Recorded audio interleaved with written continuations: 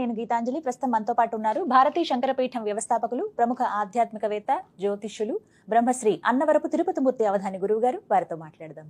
గురుగారు నమస్కారం అండి. ఓం శ్రీ మహాగణాధిపతయే నమః. గురుగారు, రాబోతున్న శివరాత్రి ఎంతో విశేషమని విన్నానండి. అందులోనూ ఎవరికైతే జాతకంలో కొన్ని దోషాలను చెబుతూ ఉంటారు, కుజదోషం ఉన్నవాళ్ళు కావచ్చు, సంచిత కర్మ సంచిత పాపము అంటారు. ఆహా, అందుకే వస్తుందా అండి కుజదోషం? అంతే కదండి, సంచిత పాపములు. ఈ సంచిత పాపము అంటే జన్మ జన్మలుగా వెంటాడుతూ ఉంటుందండి. అది మన పూర్వీకులు చేసినటువంటి ఏవైతే ఉంటాయో అవి సంచిత పాపం అనేటువంటిది అలా అనువంశికంగా అది వస్తూనే ఉంటుంది. దాని నుంచి బయట పడటం కూడా ఒక రకంగా కష్టసాధ్యమైన పని అది. ఎందువల్లనంటే మనం ఎంత చేసినా ఒక చెట్టు మొదలకి పోసేస్తే మళ్ళీ చిగురు వస్తుంది, పునాదితో సహా తీసేయాలి.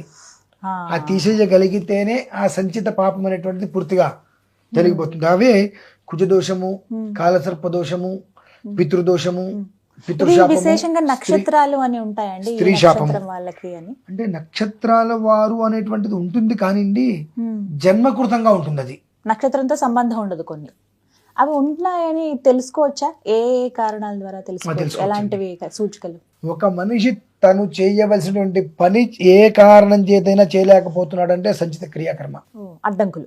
ఇవాళ వరకు ఒక విధానంలో నడిచాడు, రేపటి నుంచి అనుకోకుండా బద్ధకం లాంటిది వచ్చేసేసి మనిషికి మీద ఎవరో కూర్చున్నట్టుగా బలంగా ఉండటము, ఏది చేయాలన్నప్పటికీ రేపు చేయొచ్చులే, తర్వాత చేయొచ్చులే అనేటువంటిది వచ్చేస్తుంది ఆటోమేటిక్గా.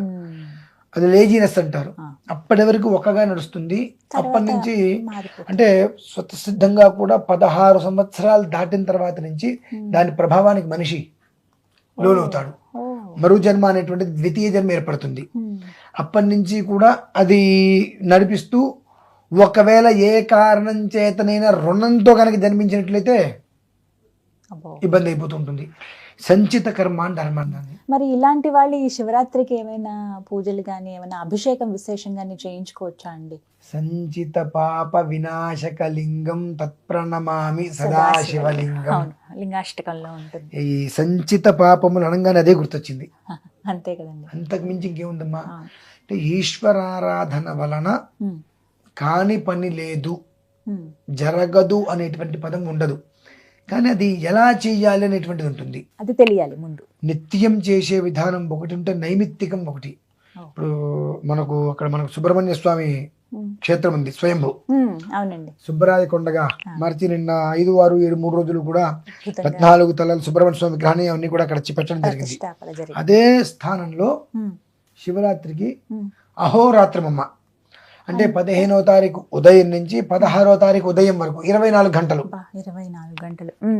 360 శివలింగాలకు 24 గంటలు కూడా విశేషమైన అభిషేకం చేస్తున్నాం.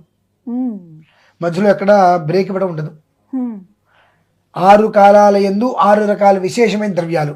అంటే నిత్యం 24 గంటల పాటు జరుగుతుంది. 24 గంటలు మధ్యలో బ్రేక్ ఉండదమ్మా, జరుగుతూనే ఉంటుంది, రాత్రి పొగలని లేకుండా ఖచ్చితంగా. అవి దేనికేనంటే ఇప్పుడు ఏదైతే కనుక సంచిత పాపము అన్నామో అంటే ఇది కర్మని సాధనతో మనం తొలగించుకోవాలమ్మా. అది సాధ్యం అంటారా? అదేగా చెప్తున్నాను, కర్మని సాధనతో మనం తొలగించుకోవాలి. సాధన ఎలా ఉండాలి అంటే మన వద్దకు ఏ కర్మ అయితే వచ్చి ఇబ్బంది పెడుతుందో ఆ కర్మ చనిపోగలగాలి. ఎలా? 2 పొట్టేళ్లు కొట్టుకుంటూ ఉంటాయి, ఏదో ఒకరు చనిపోయేంత వరకు రెండోది ఆగదు.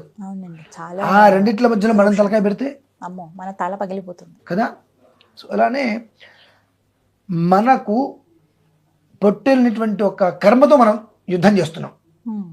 మనల్ని ఇంకొక కర్మ వచ్చి మన మీద వచ్చి వాలి మనల్ని టార్చర్ పెడుతుంది, దాంతో మనం యుద్ధం చేస్తున్నాం. ఎలా చేయాలి అంటే దాన్ని పూర్తిగా పాతిపెట్టేయాలి. దానికి మనకు శక్తి కావాలి. ఆ శక్తే సాధన. ఆ సాధనతోటే కర్మ నుంచి మనం బయటపడగలుగుతాం. కర్మ నుంచి బయటపడాలి అంటే కేవలం సాధన. ఆ సాధన ఎలా ఉండాలి? నేను ఒక గంట సేపు ఇలా కూర్చున్నానండి, మంచి మెడిటేషన్ చేశానండి, చాలా హాయి, సరిపోదండి, సరిపోదు. అది తాత్కాలికం. ఆ తాత్కాలిక సుఖం కోసం జనాలందరూ పరుగులు తీస్తూ ఉంటారు. దానివల్ల ఏం వాళ్ళకి ఆనందం కలుగుతుందో తెలియట్లా.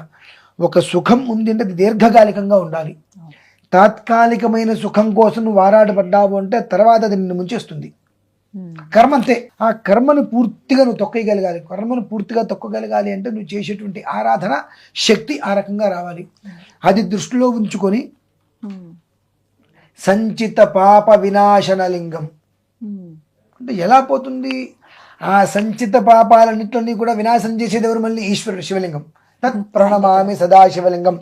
ఆ ఈశ్వరుడికి 24 గంటల సేపు శతరుద్రాలతో, అంటే ఒక రుద్రానికి 300 నామాలు, ఒక రుద్రానికి నామ విధానంగా 300 తీసుకోవచ్చు. అలా శతరుద్రాలమ్మ. అమ్మో, 24 గంటలు ఇవన్నీ కూడా. అది లైవ్ వస్తుంది. 24 గంటల సేపు శతరుద్రం ఆయనకు అలా ధారాళంగా అభిషేకం. ఎటువంటి ద్రవ్యాలు గురువుగారు? కర్మను అనుసరించి ద్రవ్యాలు వస్తాయి. మనం ఎప్పుడు కూడా పాలు పంచామృతాలతో చేస్తాం. అసలు నేను వాటిని యాక్సెప్ట్ చేయను. మరి ఎలా అండి? అంటే నిత్య విధానంలో ఓకే, నైమిత్తిక విధానంలో మనం దేంతో చేయాలి? జఠామాంసి అని ఒక పదార్థం ఉంటుందమ్మా. అది ఎటువంటి రోగాన్నైనా నిర్మూలిస్తుంది. ఆ జఠామాంసి అనేటువంటి ఒక పదార్థం ఆ నీళ్ళతో అభిషేకం చేయాలి. నల్ల పసుపు. ఈ నల్ల పసుపు అనేటువంటిది ఒక మనిషి మీద ఎన్ని రకాల చేతబళ్ళు చేస్తారో అన్ని రకాలని నిర్మూలిస్తుంది. ఆ ఒక నల్ల పసుపు దగ్గర కనుక ఉన్నట్లయితే నువ్వు నేను వచ్చి నీ ముందు కూర్చుని నీ చేత నేను చేసుకోనొచ్చు. అలా కాపాడుతుంది. ఆ నల్ల పసుపుతోటి స్వామివారికి, ఆ నల్ల పసుపుతోటి వచ్చేటువంటి నీటితో స్వామివారికి అభిషేకం.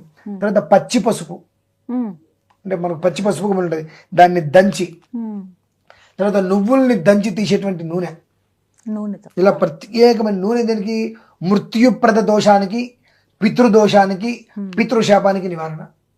అలాగే శంఖచూర్ణం దొరుకుతుందమ్మా. ఇవన్నీ కూడా తేలికైనవే కాదు, చాలా ఖరీదైనవి. తర్వాత నవనీతం అంటే వెన్న. ఈ శంఖచూర్ణము, నవనీతము, చక్కటి యొక్క తేనె, ఇవి తీసుకొని అందులో కొన్ని రకాలైన మూలికలు కలిపి అభిషేకం చేసినప్పుడు స్త్రీ నుంచి వచ్చేటువంటి శాపం, ఇవి ఒక్కొక్క దానికి ఒక్కొక్క పదార్థం చెప్పబడి ఉంటుంది. ఈ 24 గంటలు 6 భాగాలు చేసి ఒక్కొక్క భాగానికి ఒక్కొక్క ద్రవ్యంతో అభిషేకం.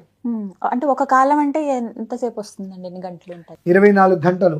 4 గంటలకి ఒక కాలం. ప్రతి 4 గంటలు ధర్మ అర్థ కామ్య మోక్షాలు. ప్రతి 4 గంటలకి ఒక కాలం. ఈ 24 గంటలలో ప్రతి 4 గంటలకు ఒక్కొక్క ద్రవ్యంతో అభిషేకం చేసి జరుగుతుంటుంది. తద్వారా ఏమిటి అంటే ఆయన శిరస్సు 360 శివలింగాలకు, ఒకటి కాదండి, 360 శివలింగాలకు కూడా 4 గంటలు ఒక ద్రవ్యం, తర్వాత 4 గంటలు మరొక ద్రవ్యం, తర్వాత 4 గంటలు మరొక ద్రవ్యం. అలా 24 గంటల పాటు కూడా 6 రకాల ద్రవ్యాలతో విశిష్టకృత అభిషేకం. లింగోద్భవ కాల సమయంలో భస్మోదకంతో, పొడి భస్మంతో, ఈ భస్మోదకము పొడి భస్మముతో అభిషేకం చేసినట్టు ఎందుకు చెయ్యాలి ఆ సమయంలో అంటే, మనకు ప్రపంచంలో ఉండేటువంటి అనేక రకాల పుష్పాలు ఉంటాయి, అనేక రకాల పళ్ళు ఉంటాయి. ఆ పళ్ళు మనం తీసుకొచ్చి అభిషేకం చేయలేం. ఆ లింగోద్భవ కాల సమయంలో 27 నిమిషాల సేపు భస్మార్చన కనుక చేసినట్లయితే యావత్ భూమండలం మీద ఎన్ని సుగంధ పరిమళ పుష్పాలు ఉన్నాయో ఆ పుష్పాలతో అర్చన చేస్తే వచ్చే ఫలితం ఏదైతే ఉంటుందో ఆ ఫలితం వస్తుంది. ఆ భస్మం కూడా మనకు మామూలుగా బయట మనకు దొరికేటువంటి నాము కదండి, పచ్చి పేడని కాల్చి వారం రోజులు 10 రోజులు టైం పడుతుంది కాల్చడానికి, కాల్చి దాన్ని వస్త్రకాలతం పట్టినటువంటి భస్మం, ఆ భస్మం తెప్పిస్తున్నాం, ఒక భస్మం తెప్పిస్తున్నాం. ఆ భస్మంతో లింగోద్భవ కాలంలో అభిషేకం. మరి ఇటువంటి అభిషేకము 6 కాలాల యందు 6 రకాల ద్రవ్యాలతో అభిషేకించటం వలన ఇత పూర్వం చెప్పుకున్నటువంటివి ఈ 6 దోషాల వలనే మనుషులు ఇబ్బందులు పడతారండి. కాలసర్పదోషము, సర్పదోషము, కుజదోషము, పితృదోషము, పితృశాపము, స్త్రీ శాపము.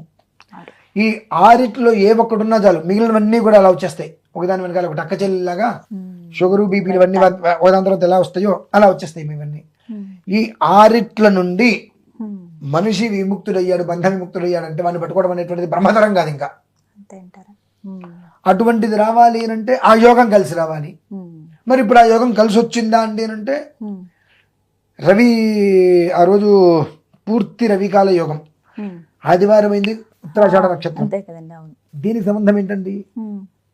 పితృదోషం పితృశాపం అనేటువంటి రవి స్థితి గమనించే కదా వచ్చేది. ఉమ్. రవి అంటే తండ్రే కదా, అవును. అక్కడి నుంచి వస్తాయి. ఆ గమనం నుంచి ఉమ్. ఒకదాని నుంచి ఏదైతే అన్ని వస్తాయో ఒకదాని నుంచి అన్ని ఎలా బయటికి వెళ్ళిపోతాయి. ఉమ్.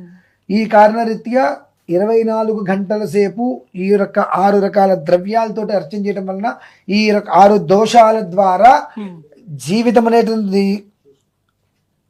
ఏం అర్థం కాకుండా అయిపోయేటువంటి స్థితిలో ఉన్న వారందరికీ కూడా ఖచ్చితంగా 72 గంటలు దాటిన తర్వాత శుభయోగం అనేటువంటిది ఓ, ఖచ్చితంగా 72 గంటలు చూస్తారు. చూడగలుగుతారు. అక్కడి నుంచి అది వృద్ధి చెందడం ప్రారంభమవుతుంది. ఉమ్. ఇక అవి లేవు అన్నప్పుడు అతని జీవితం అంతకుమించి ఆనందకరం ఇంకేముంటుందండి? ఎలా రావచ్చండి? మేము పాల్గొనొచ్చా గురుగారు? ప్రతి మనిషి ఏమాత్రం అవకాశం ఉన్నా, అంటే ఇందాక నేను ఒక వీడియోలో కూడా చెప్పా, ఆ. మీ ఇంట్లో చేసుకున్న తర్వాతే ప్రయత్నం చేయండి, లేదా అక్కడ చేసేటువంటి దాంట్లో ఏదో ఒక రకంగా పాల్గొనే ప్రయత్నం చేయండి. భావిస్తారు. మీ ఇంట్లో మీ విధానం అయిపోయిన తర్వాత లైవ్ లో కొంచెం సేపు అయినా ఉమ్. చూసే ప్రయత్నం చేయాలి. ఎందువలన చూడాలి అంటే ఉమ్. 360 శివలింగాలు ఈశ్వరుడు అనుగ్రహిస్తే 2100 శివలింగాలకు వెళ్తుందండి. అది సందర్భం మీద అలానే ఆలోచిస్తున్నాం, 2100 శివలింగాలతో చేయాలని చెప్పి. ఉమ్. 360 మాత్రం చెబుతున్నాం. ఉమ్. అంటే నేను అనుకున్న రీతిలో అన్ని దొరక్కపోతే కష్టం అవుతుంది కాబట్టి 360 అన్ని దొరికినయ్యా. 2100 శివలింగాలకు అర్చన చేయడం జరుగుతుంది. జన్మలో ఇంకోసారి అటువంటి రోజు వస్తుందండి. కష్టం కదండి. అటువంటి పర్వదినం ఉందా అద్భుతమైన అవకాశం. కాబట్టి తద్వారా మనుషులే కాకుండా మనుగడ బాగుంటుందండి. నిజం. సరో ప్రాంతం మొత్తం మనుగడ చాలా బాగుంటుంది. ఉమ్. అంత విశేషమైంది అయితే మాత్రం నేను ఉమ్. చెప్తాను. అడ్రస్ అంతా కూడా స్క్రీన్ మీద అందిస్తామండి. మనకేంటంటే సుబ్రాయకొండ అంటారు ప్రాంతం, తాడేపల్లి. దేవాలయాన్ని కూడా మనం వీడియో తీయటం జరిగింది, ఆ వీడియో కూడా చూడండి. అవకాశం ఉంది అన్నవాళ్ళు శివరాత్రి రోజు చక్కగా మీ ఇంటి దగ్గర అభిషేకాలు అవి పూర్తి చేసుకుని విజయవాడ బయలుదేరి వెళ్ళొచ్చు. లేదంటే మేము లైవ్లో చూస్తాం, ఆ సమయంలో ఇంట్లో కూర్చుని మా శివయ్యకి అభిషేకం చేసుకుంటూ ఇలా చూస్తాం అక్కడ జరిగే కార్యక్రమం అంటే మీరు భారతీ శంకరపీఠం వారి ఛానల్లో లైవ్ని మీరు వీక్షించవచ్చు. గురువుగారు చేసేటువంటి అభిషేక క్రతువును మీరు చక్కగా ఇంటి నుండే సందర్శించవచ్చు. వివరాల కోసం స్క్రీన్ మీద కనపడుతున్న నెంబర్స్కు కాల్ చేయండి. నమస్కారం గురుగారు.